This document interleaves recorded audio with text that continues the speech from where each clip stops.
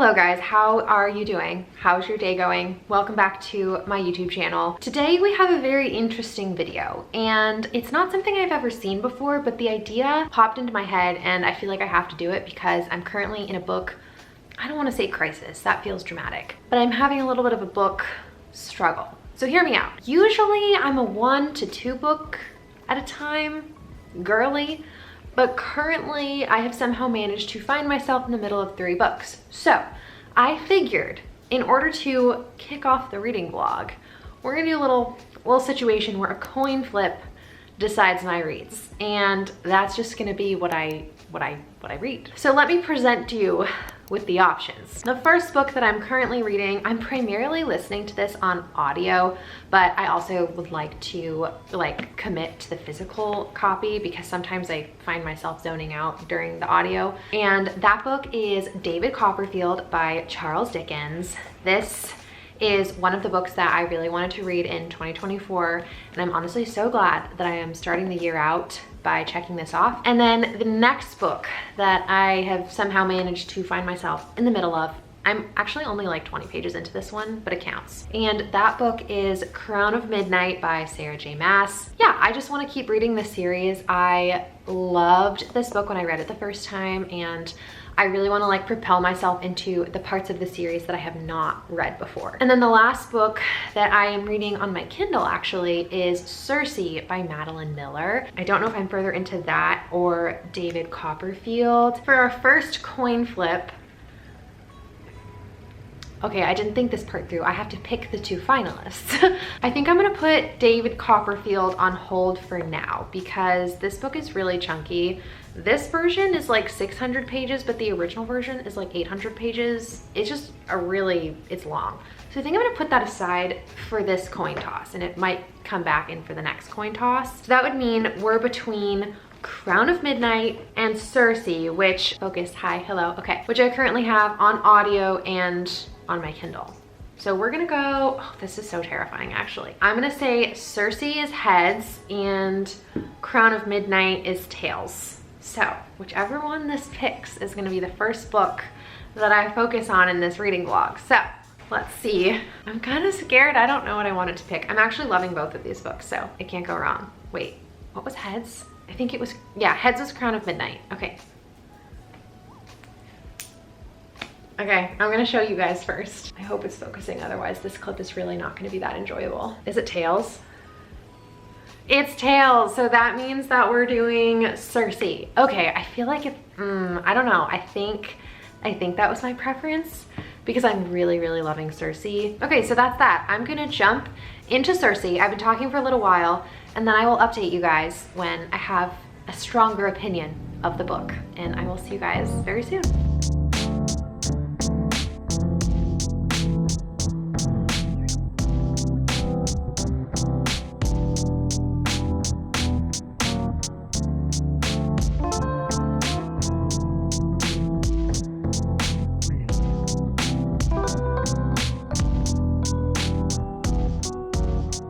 I wanted to update you guys on my progress on Circe so far. Currently, I'm about 30% of the way through Circe, and I forgot how beautiful and lyrical and magical almost Madeline Miller's writing is. I read The Song of Achilles either in 2020 or 2021. It's been like several years, but that book wreaked havoc on my mental health after I finished it because it was so sad but so beautiful.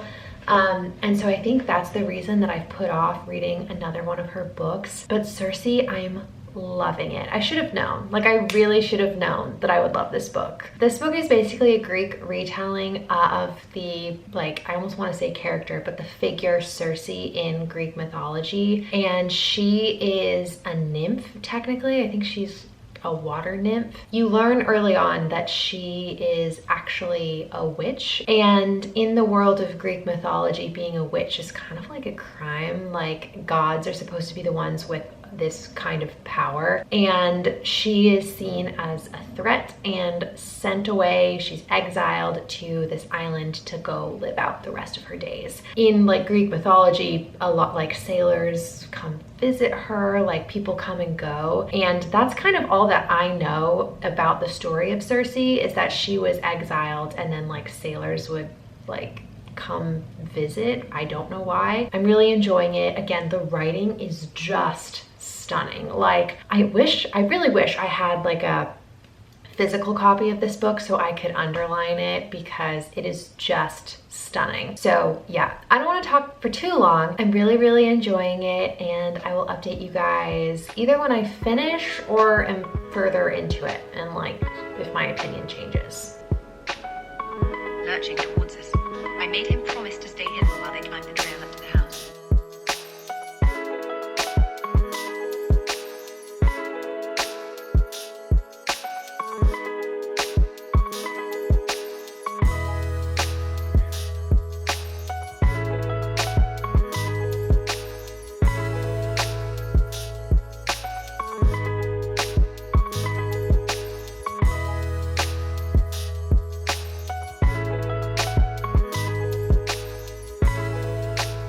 Hi guys, it's a few days since I filmed the last clip, but I did finally finish Circe, and I wanted to give a little bit of a review and then flip for my next read. And this is so embarrassing, but I looked at the footage and I see now that I like switched what the coin is going to be associated with, because I literally forgot what was heads and what was tails. So I'm going to make sure that I remember that this time. But before we get into that, let's talk about Circe. I ended up rating Circe 4 stars. I adored this book. And honestly, before I like get further into the review, I feel like everybody who is considering reading it should know that I feel like it's low-key, like no plot, just vibes. I felt like in the Song of Achilles, there was definitely more of a clear like plot structure, if that makes sense. Whereas in the story of Circe, we kind of experienced, like, the best way that I can explain it is like smaller arcs, if that makes sense. Like there would be a conflict and a resolution, and then a new conflict and a new resolution, and it felt a lot like a character study. The other thing that I really loved about this book was the idea of immortality, right, and living forever, and what comes with that, the good, the bad, like the downsides. It just felt like a very deep discussion on immortality in a way that I'd never thought of before. Also, I'm so sorry if you guys can hear football in the background. This is a football household. So now we're gonna flip for our next read, and I am going to remember which book I've assigned heads and which book I've assigned tails. Now, recently I filmed my February TBR wheel video, and in that video, A Touch of Darkness was selected. So this is gonna be an option for this video. And then I am also pulling back out Crown of Midnight. I set up all my annotation and everything like that. And like I told you guys before, I have started this a little bit already. So if I had a preference, it would be this one, just because I could like continue it and start annotating. But also I am pretty pumped about A Touch of Darkness because my cousin bought this for me. So we're gonna flip. So heads is gonna be A Touch of Darkness, and tails is gonna be Crown of Midnight. That's what we're gonna do for this one. And I'm gonna leave A Touch of Darkness on top so I remember that it's heads. We'll put them right here. Okay, ready? This is so terrifying and exciting. Okay, ready? Tails, oh my gosh. Can you guys see that? Which means we're reading Crown of Midnight. Let's freaking go. I told you guys, this is the book that I wanted because I've started it. I set up like my annotations and stuff. Let's just get into this. I've been talking for a little while. I'm so excited.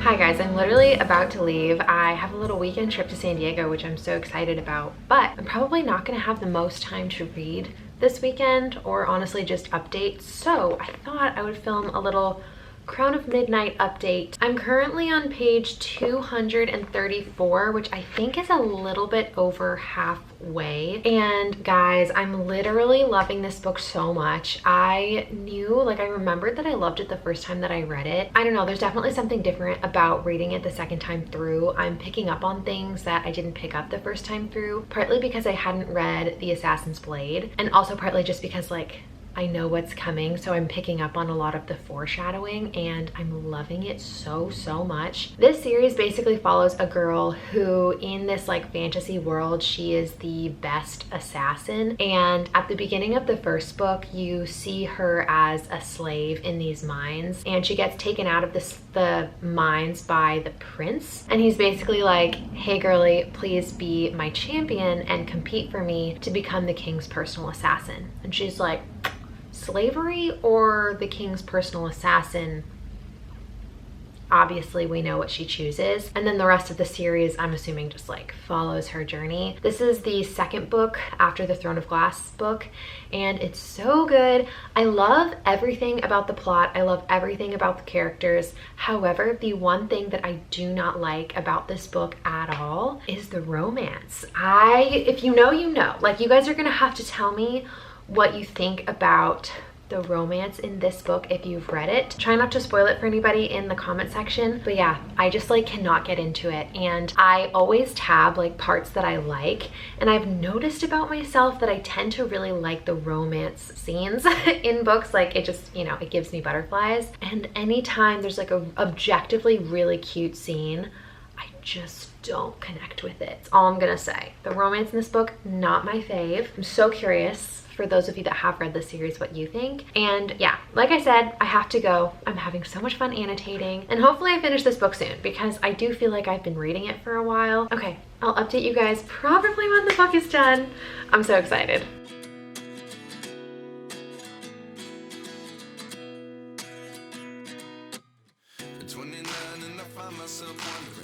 What did happen to the last 10? I ran away with my life, fast forward, never turn back again. It's kind of funny that the more we pass time, the more we need to set them rewind. And 19 was the year. Besties, I'm in a crisis.